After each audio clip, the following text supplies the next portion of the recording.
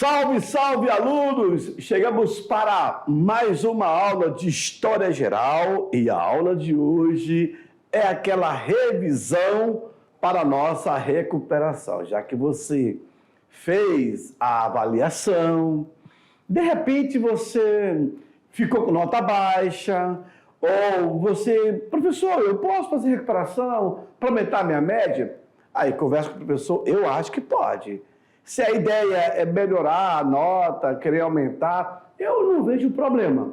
E aí conversa com o professor, até porque você vai aprender muito mais, não é isso?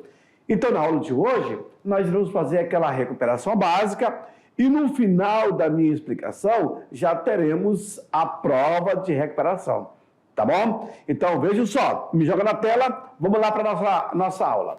Olha aqui, eu coloquei a aula 15.1, que é a revisão geral da unidade 1.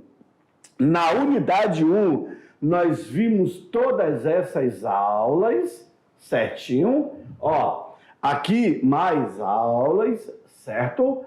Porém, senhores, vem para mim, me coloca aqui nessa tela. Só que é o seguinte, professor, como é que funciona? Para recuperação, o senhor vai colocar todas as aulas? Não, é impossível. Eu vou fazer uma revisão de recuperação agora e eu coloquei algumas aulas que eu vou falar novamente. Vou revisar assim muito rapidamente. São 20 minutos, passa muito rápido. Mas eu quero te dizer que para a prova pode cair todos esses conteúdos. Ó, se você observar, olha aqui, na primeira. Então, eu tenho 6 com mais aí 7, 8, são 14 aulas. Dá para colocar 14 aulas para a prova? Se eu pegar uma questão de cada aula, dá. Mas aí eu tenho que também selecionar. O que eu quero dizer é o seguinte, eu vou revisar aí 4 conteúdos. São só esses 4 conteúdos que vão estar presentes na prova de recuperação? Não, serão todos. A ideia é você estudar todos. Eu faço uma revisão somente para pontuar. Fechou? Entendeu? Então vamos lá. Vamos para a primeira atividade. A primeira aula. Isso. Olha só. Nessa primeira aula, eu coloquei aqui, ó, aula número 8, que falava sobre a Primeira Guerra Mundial. Lembra que vocês viram lá atrás?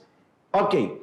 Nessa aula da Primeira Guerra Mundial, foi falado sobre as duras imposições à Alemanha, o novo mapa da Europa que ficou constituído, ficou formado, se falou sobre a Liga das Nações e também a prosperidade dos Estados Unidos. Tudo bem? Olha aí. E aí avançamos. Como é que ficou essa nova divisão geográfica na Europa? Mudanças territoriais que redesenharam o mapa político europeu. Os impérios alemão, austro-húngaro, russo e turco-otomano vão deixar de existir. Tá? A Hungria, Polônia, Áustria, Letônia, Lituânia e Estônia, além, claro, da Tchecoslováquia e Iugoslávia, hoje desmembrada em várias repúblicas, como a Bósnia, a Herzegovina, a Croácia, a Estônia, a Macedônia, Montenegro, Sérvia e Kosovo.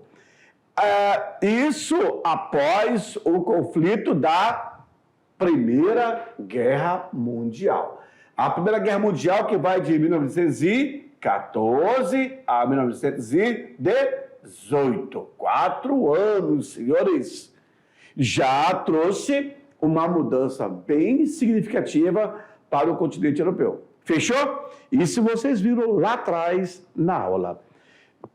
Após a Primeira Guerra Mundial, se criou a famosa Liga das Nações, porém, se percebe que ela não foi para frente. A Liga foi criada no dia 28 de abril de 1919. Os membros dessa Conferência de Paz de Versalhes, eles aprovaram a criação da Liga das Nações. Pois é. Qual seria o objetivo? A missão da Liga era agir como mediadora nos conflitos internacionais. Professor, ela agiu? Claro que não. Foi para frente? Também não. Qual foi o resultado? Extinto. Por isso que, após a Segunda Guerra Mundial, se cria a ONU, tá bom? Que vai ter um outro fundamento também. A Liga das Nações não reuniu força política necessária para cumprir o seu papel, enquanto ali estava intermediando. A prosperidade dos Estados Unidos também foi visto durante o primeiro conflito. Houve não só prejuízo pela falta de crescimento da produção e da natalidade, mas também o endividamento dos países beligerantes. Isso mesmo. Crise e decadência na Europa veio beneficiar quem? Os Estados Unidos. Porque durante a Primeira Guerra Mundial, os americanos vão participar de forma indireta vendendo produtos para quem estava envolvido, tá bom? Posição, os Estados Unidos teve uma posição de neutralidade durante boa parte da Primeira Guerra Mundial. Por isso que eles não vão sofrer tantas consequências assim. Suprir outros mercados mundiais, como a Ásia e a América Latina, era o objetivo dos Estados Unidos. E aí eu parto para a aula 12, que fala sobre o totalitarismo na Europa. Vejam, houve nessa aula aqui o avanço das ideologias autoritárias, que vocês bem viram durante a aula. Se estudou as características do totalitarismo, como é que ele é formado, como é que ele é subdividido, a situação explosiva que veio acontecer e o fascismo na Itália. Fechou? Então, avançamos. A característica do totalitarismo. Se busca um partido único. A ideologia, ela passa a ser oficial nesse Estado. O Estado, ele passa a ser um Estado policial. Prende, persegue as pessoas. A propaganda estatal também, o governo inverte maciçamente. Mesmo o povo sofrendo ali uma perseguição, cala-boca, enfim, todo tipo de atrocidade, o governo parece fazer campanha como se tudo estivesse bem. Percebe? Pois é. Uma também das características é o intervencionismo econômico. A direção e controle geral da economia pelo Estado. Seria assim, viu, senhores? Mas se o Estado de fato está fazendo, aí já é um outro complicador. Professor, e o fascismo na Itália? Pois é, após a Primeira Guerra Mundial, o governo da Itália teve de enfrentar um saldo doloroso do conflito. Lembra, nessa aula aí, os italianos que entram na Primeira Guerra Mundial, depois os próprios italianos vão chamar essa guerra de guerra mutilada. Entraram no conflito que não lhe diziam respeito e ainda saíram perdendo a região da Alsácia e Lorena, né?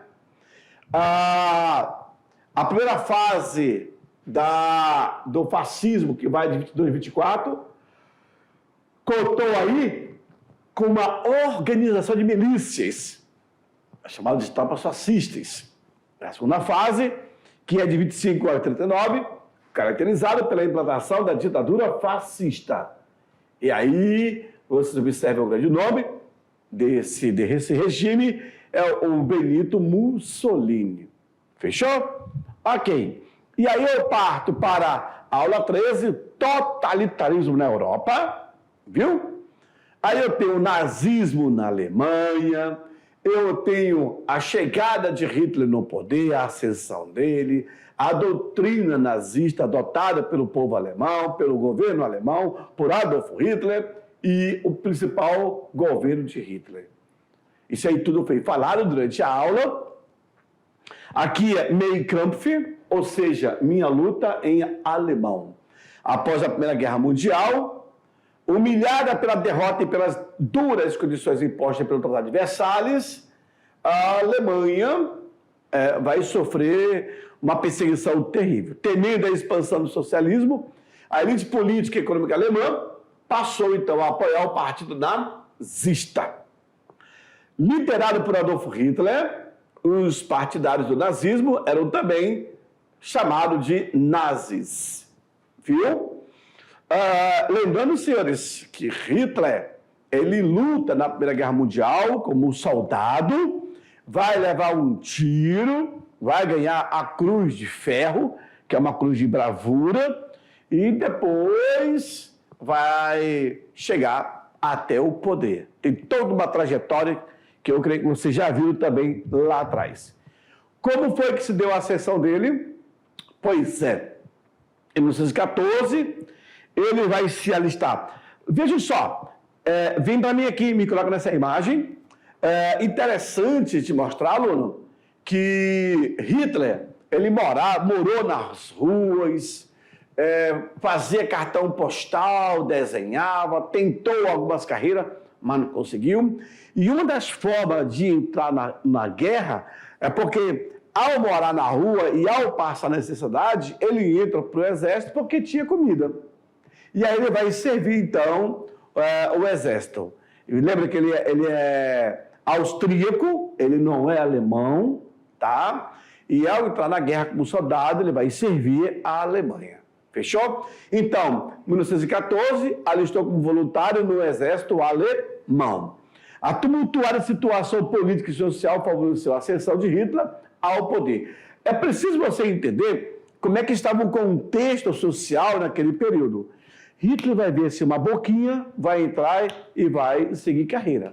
Muito, muito, muito inteligente. Joga no 4, vamos lá. Na sequência, com a aprovação do presidente de Hindenburgo, que havia sido reeleito, Hitler ele vai ser nomeado chanceler, ou seja, primeiro-ministro. Iniciava aí o Terceiro Reich, o Terceiro Império. Fechou? Bom, se eu não me engano, foram só 2 lâminas mesmo nessa aula aqui, 13. E aí eu posso partir para a difusão do totalitarismo. A Espanha, em Portugal, no Brasil, e depois falar sobre a guerra, sobre a Guernica. Então, na Espanha, tivemos aí a ditadura de Franco, Francisco Franco. Era um general, ele vai juntar força contra a República Espanhola. Houve uma sangrenta guerra civil que vai explodir em 1936, lembram? E a vitória das tropas de Franco foi chamada de franquista. Garoto, se espalhou, né? Em Portugal, tivemos a ditadura de Salazar, mais conhecido como Antônio de Oliveira Salazar, isso no ano de 32, lá em Portugal, em 36. Lembram? Pois é. A Constituição de 33, com a qual teve início o período da história portuguesa, conhecido como Estado Novo. E isso, aonde? Em Portugal. A democratização política de Portugal desenvolveu-se somente com a Revolução de Abril de 1974. Isso mesmo, aluno. E daí, senhores, tem no Brasil também a ditadura. Aqui eu tenho a ditadura em Portugal, a ditadura na Espanha e aqui a ditadura no Brasil. Claro que a ditadura foi comandada por Getúlio Vargas e tínhamos um grupo, esse grupo que era a AIB, a Ação Integralista Brasileira, fundada por quem? Por Plínio Salgado em 32. Observe, senhores, que em Portugal foi em 32, na Espanha foi em 36, ou seja, é desse mesmo período a ditadura na Europa e também no Brasil. Fechou? Vargas implantaria a ditadura do Estado Novo em 37. Aqui temos a logo desse grupo, aonde a sigma, que é uma letra grega, letra E grego, onde buscava Deus, pátria e família. É a sigla do fascismo, do autoritarismo europeu. Olha aí, então eu tenho aqui um Estado Novo, estabelecido por Getúlio Vargas em 37. Eu tenho aqui a ditadura de Portugal, estabelecida por Antônio de Oliveira Salazar em 32. e por Francisco Franco em 36. Vejam. Aí um detalhe, hein? Um detalhe. Na Alemanha, eu vou ter também o nazismo. A questão de Estado autoritário vai ter isso. Tá bom? E aí não deu outra, cara. Quando você pega esses temas, a Guernica em si, a Guernica foi a destruição da cidade. Quando os alemães, em 1936, vão testar o seu arsenal na cidade espanhola chamada Guernica. E naquele período, o Pablo Picasso, ele vai fazer um desenho demonstrando a destruição de Guernica pelos alemães. E aí, em 1939, é quando começa a Segunda Guerra Mundial, que vai até 45. Na verdade, a destruição de Guernica foi um teste. Tá? O Estado Novo do Brasil começa em 1945, não é isso? Não, é em 37, garoto. O Estado Novo. E vai até 45. Getúlio Vargas determina um governo totalmente autoritário. E vai perseguir, inclusive, os seus opositores. Certinho? Então, nessa aula 14, vocês viram a ditadura de Francisco Franco na Espanha, a ditadura de Antônio de Oliveira Salazar em Portugal também. E, claro, o Estado Novo de Getúlio Vargas no Brasil. Fechou com chave de ouro? Pois é, então venha aqui para mim. Feito tudo isso, olha que interessante, aluno. Eu trabalhei 4 conteúdos nessa revisão para a recuperação, tá bom? E aí, claro que é para vocês estudarem todos os demais conteúdos também.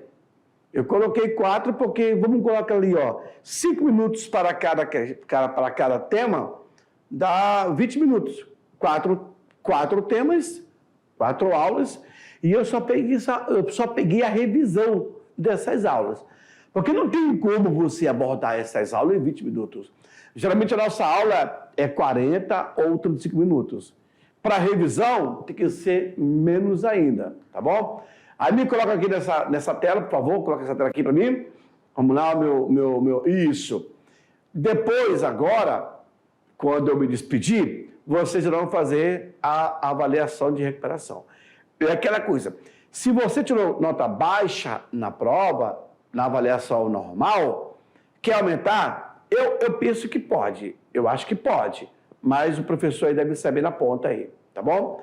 E vocês vão fazer a prova com cautela, não precisa ter pressa, leiam com cuidado, respondam com consciência. Eu vou desejar a vocês uma ótima prova. Vou ficar aqui torcendo que vocês tenham um bom resultado. Então, eu mando meu abraço aí para todos os nossos alunos das aldeias indígenas, dos quilombos, dos campesinos, da zona rural, todos vocês que nos acompanham nesse momento, tá bom? Um forte abraço e uma boa prova para vocês. Tchau, tchau.